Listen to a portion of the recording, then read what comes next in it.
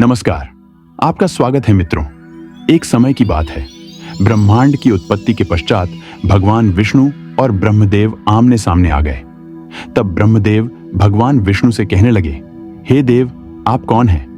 तब भगवान विष्णु कहते हैं, हे ब्रह्मदेव, मैं इस संसार का पालन करता विष्णु हूं और आपका जन्म मेरी ही नाभि के कमल से हुआ है।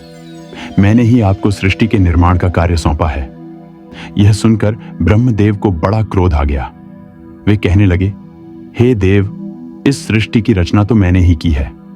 मैं ही सृष्टि का कर्ता हूं, मैं ही परब्रह्म हूं। मुझसे पहले इस सृष्टि में कोई नहीं था, इसीलिए मैं ही आदि हूं और मैं ही अनंत हूं। यह सुनकर भगवान विष्णु मुस्कुराने लगे। उन्होंने ब्रह्मदेव के मन में निर्माण हुए अहंकार को जान लिया और उन्होंने ब्रह्मदेव के अहंकार को तोड़ने के लिए युक्ति सोची। भगवान विष्णु जानते थे कि ब्रह्मदेव रजोगुण से युक्त है, इसी कारण से ही उनके मन में अहंकार निर्माण हो गया था। भगवान विष्णु ने ब्रह्मदेव का अहंकार तोड़ने के लिए भगवान शिव का स्मरण किया। तभी अचानक से उन दोनों के मध्य में एक श्वेत वर्ण का अत्यंत विशालकाय शिवलिंग प्रकट हो गया। वह शिवलिंग इतना विशाल था कि उसका ओर छोर दिखाई नहीं पड़ रहा था। उस शिवलिंग का ना कोई आरंभ था और ना कोई अंत था। उस शिवलिंग को देखकर ब्रह्मदेव आश्चर्यचकित हो गए और कहने लगे, यह विचित्र चीज क्या है जो इतनी विशालकाय है और इस स्थान पर किस कारण से प्रकट हुई है?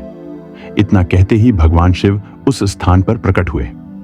भगवान शिव को देखकर ब्रह्मदेव कहने लगे, हे देव, आप कौन हैं और किस कारण से इस स्थान पर आए हैं? भगवान शिव कहने लगे, हे ब्रह्मदेव, मैं आपके मन की दुविधा को ही दूर करने के लिए यहां पर आया हूं। ब्रह्मदेव कहने लगे, तो ठीक है, अब आप ही बताइए, हम तीनों में सर्वश्रेष्ठ कौन है? हम तीनों में सबसे पहले मैं ही आया हूं, इसीलिए मैं ही ईश्वर हूं।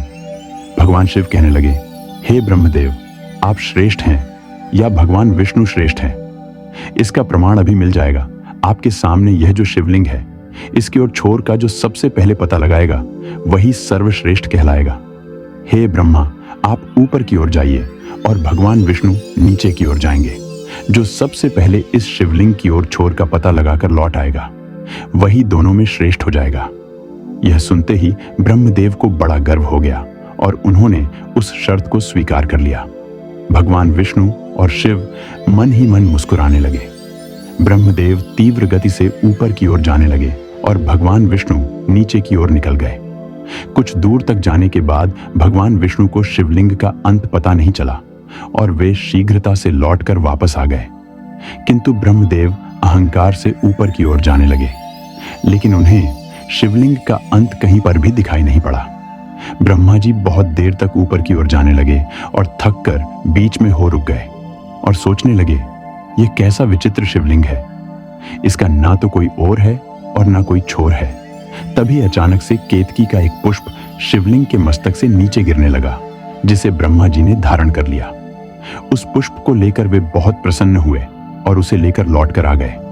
अहंकार से भरे हुए ब्रह्मदेव ने उस पुष्प को भगवान विष्णु और शिवजी को दिखाते हुए इस प्रकार से झूठ कहने लगे, यह देखो, मैंने शिवलिंग के मस्तक पर रखे हुए इस केतकी फूल को प्राप्त किया है।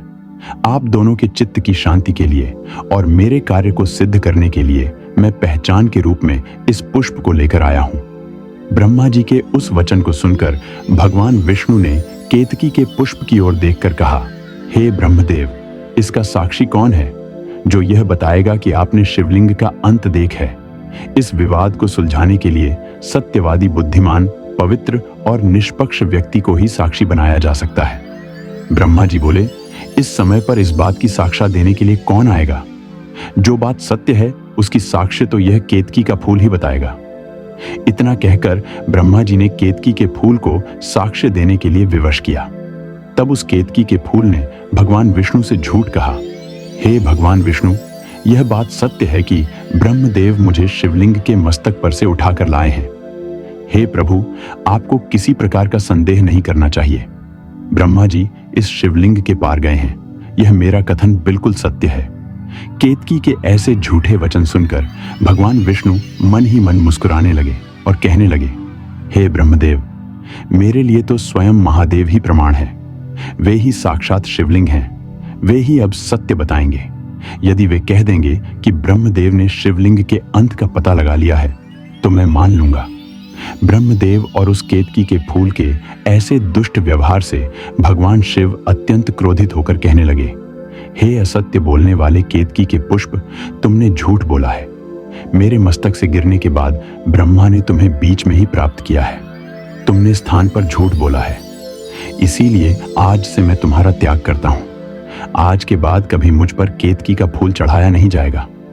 तब ब्रह्मदेव को भी अपनी भूल का पता चल गया और वे लज्जित होकर भगवान विष्णु को नमस्कार करने लगे और कहने लगे, हे भगवान विष्णु, मैंने श्रेष्ठ होने के लोभ से असत्य वचन कह दिया है।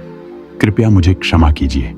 मैं जान गया हूं कि आप ही सनातन नारायण हैं और यह भगवान शिव है जो तीनों लोकों के स्वामी हैं। मेरे मन में अहंकार उत्पन्न हो गया था, इसी कारण से मैंने झूठ बोला है।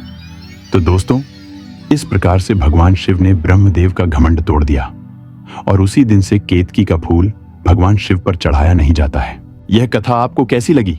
कमेंट करके अवश्य बताएं। जानकारी अच्छी लगी तो वीडियो को लाइक जरूर करें।